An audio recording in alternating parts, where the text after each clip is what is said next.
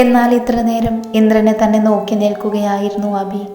ഇത്ര നേരം അങ്കിളൊന്നും അറിഞ്ഞിട്ടില്ല എന്നാണ് അവൻ കരുതിയത്. എന്നാൽ അങ്കിളിന് എല്ലാം അറിയാം. ഒരു നിമിഷം അവൻ്റെ നെറ്റിയൊന്ന് ചുളിഞ്ഞു. ഞാൻ നിന്റെ വക്കീലിനെ വിളിച്ചിരുന്നു, അയാളാണ് എന്നോടെല്ലാം പറഞ്ഞത്. അത് പറഞ്ഞുകൊണ്ട് ഇന്ദ്രൻ എഴുന്നേറ്റ് ഡോറിനടുത്തേക്ക് പോയി. നാളെ നിങ്ങൾ ഡിസ്ചാർജ് ആയിരുന്നു പോകുന്നതിന് മുൻപ് നിന്റെ വീട്ടിലേക്ക് വരണം, ഞാൻ അവിടെ ഉണ്ടാകും. ശരി അങ്കിൾ. അബി അത് പറഞ്ഞു കഴിഞ്ഞതും അവൻ മുഖം കൊടുക്കാതെ ഇന്ദ്രൻ പുറത്തേക്ക് പോയി. അബി കണ്ണുകളടച്ച് ബെഡിലേക്ക് ചാരി. അതേ നിമിഷം തന്നെയാണ് ബാത്റൂമിൻ്റെ ഡോറ് തുറന്ന് ചിത്ര പുറത്തേക്ക് വന്നതും. അവൻ്റെ കണ്ണുകൾ കരഞ്ഞു കലങ്ങി അവളുടെ കണ്ണുകളിൽ ചെന്ന് നിന്നു. അതേ നിമിഷം അവൻ്റെ മുഖമൊന്ന് ചുളിഞ്ഞു.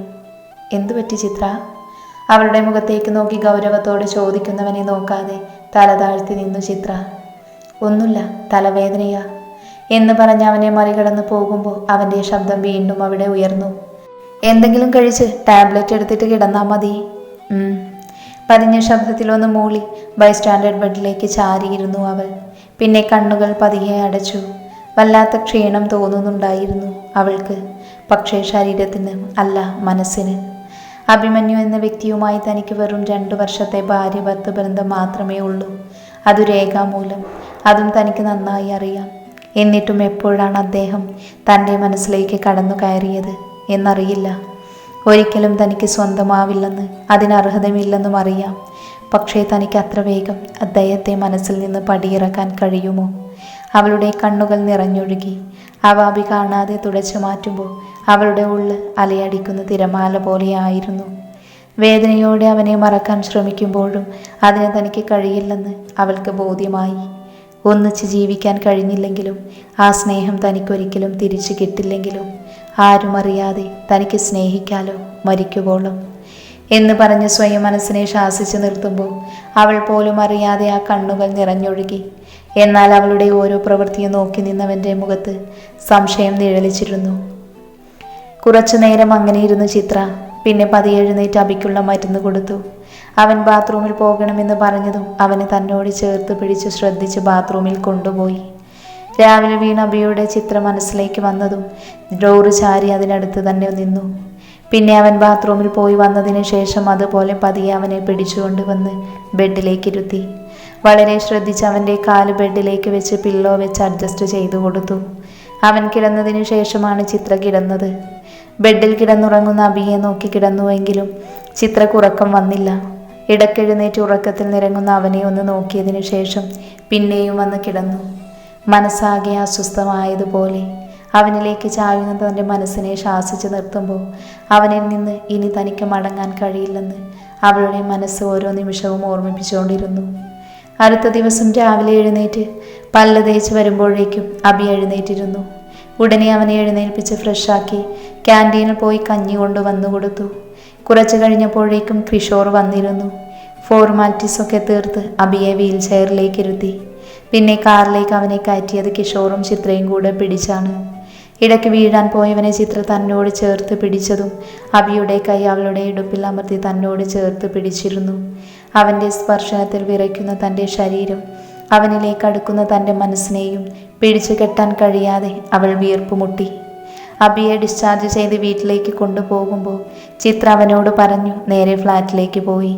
അത്യാവശ്യം വേണ്ട സാധനങ്ങൾ എടുത്ത് സനയോട് യാത്ര പറഞ്ഞു പോകുമ്പോൾ സന ഒന്നേ ഓർമ്മിപ്പിച്ചുള്ളൂ, അവസാനം സങ്കടപ്പെടാൻ ഇടവരരുത് എന്ന്.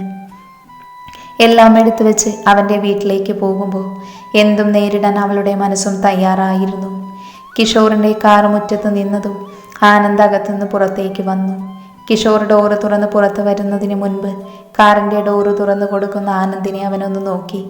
പിന്നെ പതിയെ വോക്കിംഗ് സ്റ്റിക്ക് പുറത്തേക്ക് വെച്ച് അതിൽ പിടിച്ച് പതിയെ ഇറങ്ങി നടന്നു.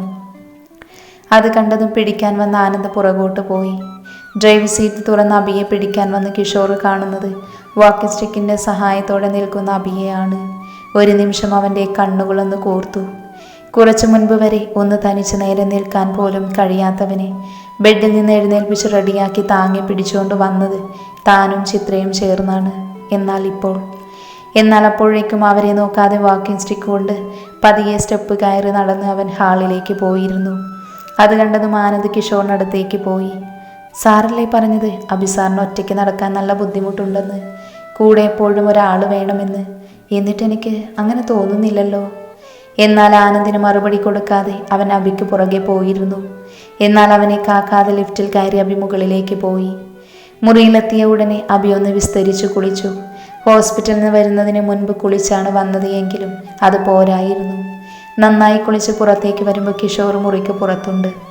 അത് മൈൻഡ് ചെയ്യാതെ അവൻ വോക്കിംഗ് സ്റ്റിക്ക് കൊണ്ട് കബോർഡിൻ്റെ അടുത്തേക്ക് പോയി.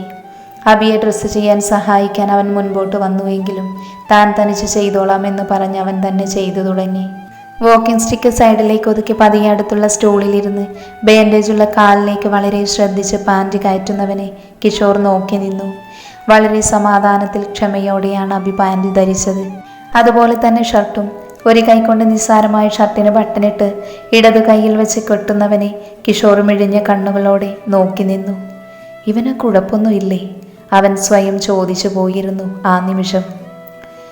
എന്നാൽ കിഷോറിനെ ശ്രദ്ധിക്കുക പോലും ചെയ്യാതെ അബി തൻ്റെ സ്റ്റിക്കുമായി നേരെ കബോർഡിൻ്റെ അടുത്തേക്ക് പോയി. അതിനകത്ത് നിന്നൊരു സൂട്ട് കേസ് പുറത്തേക്ക് എടുത്തു. എന്നിട്ട് അതെടുത്ത് പുറത്തു വെച്ചു. ഞാൻ അമ്മയുടെ മുറിയിലുണ്ടാകും, ചിത്ര വന്ന് അങ്ങോട്ട് വരാൻ പറഞ്ഞാൽ മതി. കിഷോർ എന്തെങ്കിലും ചോദിക്കുന്നതിന് മുൻപ് അവൻ അപ്പുറത്ത് വലിയ മുറിയിലേക്ക് പോയിരുന്നു. സ്റ്റിക്ക് പിടിച്ചുകൊണ്ട് അബി ആ വലിയ മുറിയിലേക്ക് പോയതും അവൻ്റെ കണ്ണുകൾ ആദ്യം ചെന്ന് നിന്നത് ആ വലിയ ചിത്രത്തിലേക്കായിരുന്നു. ഇറങ്ങിയ നിമിഷം ഇതുവരെയുള്ള അവൻ്റെ ജീവിതം ഒത്തിരി ചിത്രം പോലെ മനസ്സിലേക്ക് തെളിഞ്ഞു. അമ്മയുടെ ശരീരത്തിന് മുമ്പിൽ നിന്ന് കരയുന്ന അവൻ്റെ ചിത്രം തെളിഞ്ഞു വന്നതും ആ കണ്ണുകൾ ചുവന്ന് കലങ്ങി. അബി! കിഷോറിൻ്റെ ശബ്ദം അവിടെ ഉയർന്നതും അബി ആ ചിത്രത്തിൽ നിന്ന് കണ്ണുകൾ മാറ്റി. ചിത്ര വന്നു. അവനെ പുറകെ കണ്ണുകൾ ചലിപ്പിച്ചുകൊണ്ട് തിരക്കുന്ന അബിയുടെ കണ്ണിൽ വിരിയുന്ന ഭാവത്തെ മനസ്സിലാക്കാൻ കിഷോറിന് കഴിഞ്ഞില്ല. ഇല്ല, നീ വാ, നമുക്ക് താഴേക്ക് പോകാം, അവൾ അവിടെ ഉണ്ടാകും. നീ പൊക്കോ, അവൾ വന്നിട്ട് ഞാൻ വന്നോളാം. കിഷോർ പറഞ്ഞു കേട്ടതുപോലും ഭാവിക്കാതെ അബി പറഞ്ഞതും കിഷോറിൻ്റെ കണ്ണുകൾ വീണ്ടും ചുരുങ്ങി. സത്യം പറ അബി, നിന്റെ മനസ്സിലെന്താ? ഇന്ന് ഹോസ്പിറ്റലിൽ നിന്ന് വരുന്നത് വരെ നിനക്ക് ഒന്ന് നേരെ നിൽക്കാൻ ഒരാളുടെ സഹായം വേണമായിരുന്നു. പക്ഷേ ഇപ്പോൾ ഈ വയ്യാത്ത കാലും കയ്യും കൊണ്ട് നീ പുഷ്പം പോലെയാണ് നിന്റെ ഓരോ കാര്യങ്ങളും ചെയ്യുന്നത്. അപ്പോൾ ചിത്രയെ കാണുമ്പോഴാണ് ഇതിൻ്റെയൊക്കെ അർത്ഥം എന്താ? അവളെ കാണുമ്പോഴാണ് നിനക്ക് വയ്യായിക എന്നോ? അവൻ്റെ കണ്ണുകളിൽ നോക്കി അത് ചോദിക്കുമ്പോൾ അബിയുടെ മറുപടി അറിയാനുള്ള ആകാംക്ഷയായിരുന്നു അവൻ്റെ മനസ്സ് നിറയെ. എന്നാൽ കിഷോറിന് മുഖം കൊടുക്കാതെ അബി അപ്പോഴും തിരിഞ്ഞു നിന്നു. ഇതിന് മറുപടി പറയാതെ നിന്നെ ഞാൻ വിടില്ല അബി. അത് പറഞ്ഞ് കിഷോർ അവൻ്റെ കൈ പിടിച്ചു നിർത്തിയതും നിമിഷ നേരം കൊണ്ട് ആ കൈ കുടഞ്ഞു മാറ്റിയിരുന്നു അവൻ. നിനക്കിപ്പോൾ എന്താ അറിയേണ്ടത്? അവളുടെ മുൻപിൽ ഞാൻ എന്തിനാ അങ്ങനെ അഭിനയിക്കുന്നു എന്നല്ലേ? എൻ്റെ അമ്മ മരിച്ചതിനു ശേഷം എനിക്ക് മറ്റാരിൽ നിന്നും കിട്ടാത്ത കെയർ ഒട്ടും പ്രതീക്ഷിക്കാതെ അവളിൽ നിന്ന് കിട്ടിയപ്പോൾ അത് കുറച്ചുകൂടെ അനുഭവിക്കണമെന്ന് എനിക്ക് തോന്നി. എന്തേ, അത് തെറ്റാണോ? കിഷോറിനെ നോക്കി ദേഷ്യത്തിൽ അത് പറഞ്ഞു. വാക്കിംഗ് സ്റ്റിക്കുമായി പുറത്തേക്ക് പോകുന്നവനെ കുറച്ചു നേരം അവൻ കണ്ണെടുക്കാതെ നോക്കി നിന്നു. പിന്നെ പതിയെ അവൻ്റെ ചുണ്ടിലൊരു ചിരി വിരിഞ്ഞു. അപ്പം ഞാൻ വിചാരിച്ചതിനേക്കാൾ വേഗത്തിൽ അവൾ നിന്റെ ഉള്ളിലേക്ക് ഇടിച്ചു കയറിയിട്ടുണ്ട് അല്ലേ? ലിഫ്റ്റിൽ നിന്ന് ഹാളിലേക്ക് വന്നിറങ്ങി അബി സോഫയിലേക്ക് ഇരുന്നു. സത്യത്തിൽ കാലിനും കൈയിനും ചെറിയ വേദന ഉണ്ടെങ്കിലും കാര്യമായി ഒന്നുമില്ല. അന്ന് ആക്സിഡൻറ്റിൽ നിന്ന് കണ്ണു തുറന്ന സമയത്ത് ആദ്യം കണ്ടത് തൻ്റെ അടുത്ത് വന്ന് കണ്ണീർ വാർക്കുന്ന ചിത്രയെയാണ്. എന്താണ് ഇവിടെ എന്ന് ചോദിച്ചപ്പോൾ അവൾ തല താഴ്ത്തി മറുപടി പറഞ്ഞപ്പോൾ തന്നെ അത് കള്ളമാണെന്ന് ബോധ്യമായി. അവൾ മുഖത്ത് നോക്കി കള്ളം പറയാൻ അറിയില്ല.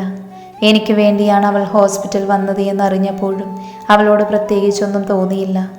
എന്നാൽ ബെഡിൽ നിന്ന് എണീറ്റപ്പോൾ വീഴാൻ പോയ തന്നെ ചേർത്ത് പിടിച്ച് പരിചരിച്ച് അവളെ അങ്ങനെ വിട്ടുകളയാൻ തോന്നിയില്ല. പിന്നീട് അവൾ തൻ്റെ കൂടെ ഉണ്ടായ ഓരോ നിമിഷവും ഞാൻ പോലും അറിയാതെ ആസ്വദിച്ചു തുടങ്ങി.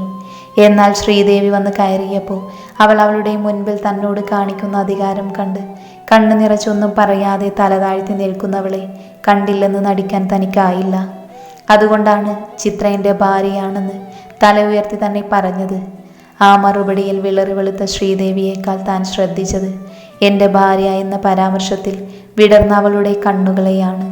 ആ മുഖത്ത് മിന്നിമറഞ്ഞ സന്തോഷത്തെയാണ് ഞാൻ ആ സമയം ശ്രദ്ധിച്ചത്.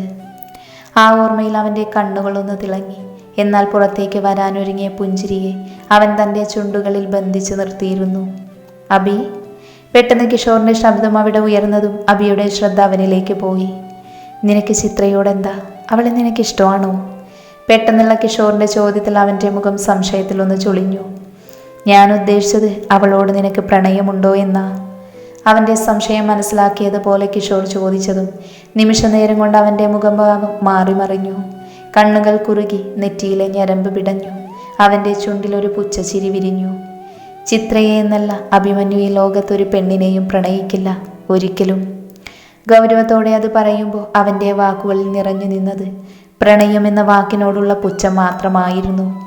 അപ്പോൾ അവളുടെ സാമീപ്യം, അവളുടെ കരുതലൊക്കെ നിനക്ക് വേണമെന്ന് പറഞ്ഞത്, അതിന് അവളെ ഞാൻ പ്രണയിക്കുന്നു എന്നൊരർത്ഥമുണ്ടോ?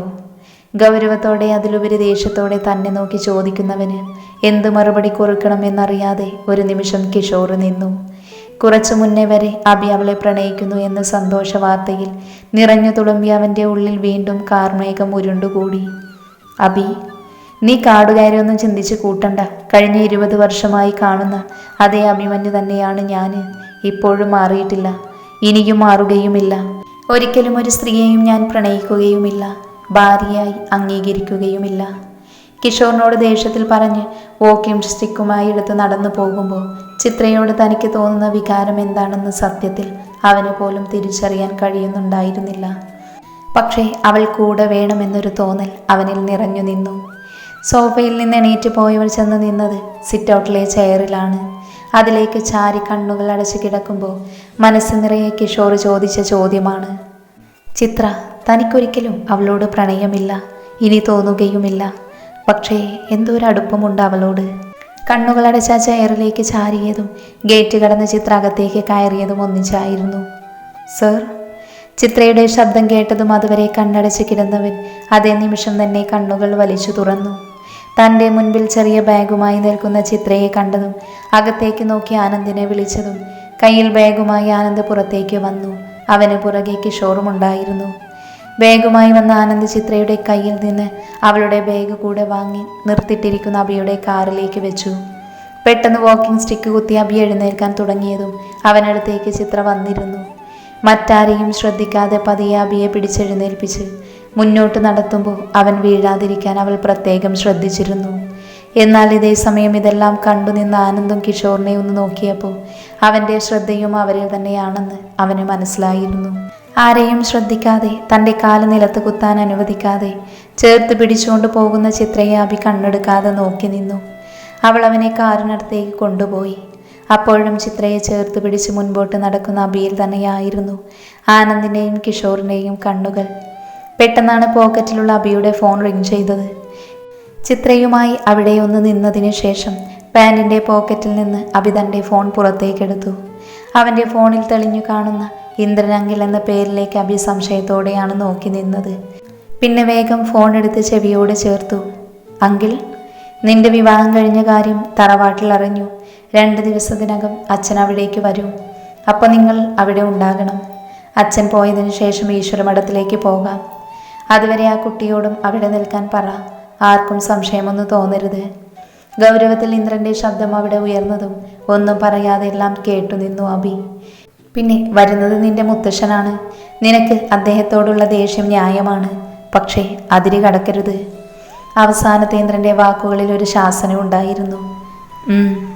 കണ്ണുകളടച്ചൊന്ന് ആഞ്ഞു ശ്വാസം എടുത്തു അബി. അതിനനുസരിച്ച് അവൻ്റെ കൈ അവളുടെ തോളിൽ മുറുകി. ഫോൺ കട്ട് ചെയ്ത് പോക്കറ്റിലേക്ക് വെച്ച് അബി ചിത്രയെ ഒന്ന് നോക്കി. അവർ സംസാരിക്കുന്നതൊന്നും മനസ്സിലായില്ല എങ്കിലും എന്തോ ഉണ്ടെന്ന് അവൾക്ക് മനസ്സിലായിരുന്നു. അതുകൊണ്ടായിരിക്കാം അവളുടെ കണ്ണുകൾ സംശയത്തോടെ അവൻ്റെ നേർക്ക് പോയത്. ഈശ്വരമഠത്തിലേക്ക് 2 ദിവസം കഴിഞ്ഞ് പോകാം. അതുവരെ ചിത്രൻ്റെ കൂടെ ഈ വീട്ടിൽ തന്നെ നിൽക്കണം.